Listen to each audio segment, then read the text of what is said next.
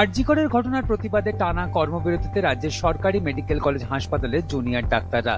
তাঁদের দাবি, এরপরও প্রতিটি সরকারি হাসপাতালে পরিষেবা সচল রয়েছে। যদিও আরজি করের ঘটনার পর কেটে গিয়েছে 1 মাসের বেশি সময়, আর এই সময়ের মধ্যে রাজ্যের বেশ কিছু সরকারি মেডিকেল কলেজে বিনা চিকিৎসায় মৃত্যু হয়েছে 29 জনের। বৃহস্পতিবার নবান্নে এই দাবি করেছিলেন মুখ্যমন্ত্রী মমতা বন্দ্যোপাধ্যায়। আর এই কারণেই আন্দোলনের রাস্তা থেকে সরে জুনিয়র ডাক্তারদের দ্রুত কাজে ফের অনুরোধ করেছিলেন তিনি। শুক্রবার নবান্ন থেকে মুখ্যমন্ত্রী মমতা বন্দ্যোপাধ্যায়ের ঘোষণা, রাজ্যের মৃত 29 জনের পরিবারের পাশে আছে তাঁর সরকার। তিনি জানিয়েছেন, প্রতিটি পরিবারকে 2 লক্ষ টাকা করে আর্থিক সাহায্য করা হবে। মুখ্যমন্ত্রী জানিয়েছেন, জুনিয়র ডাক্তারদের কর্মবিরতির ফলে স্বাস্থ্য পরিষেবা ব্যাহত হয়েছে।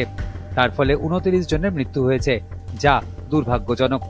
বৃহস্পতিবারই এই জট কাটাতে নবান্নে ডাকা হয়েছিল জুনিয়র ডাক্তারদের, কিন্তু শর্তের ফাঁসে ভেস্তে যায় রাজ্যের সঙ্গে তাদের বৈঠক।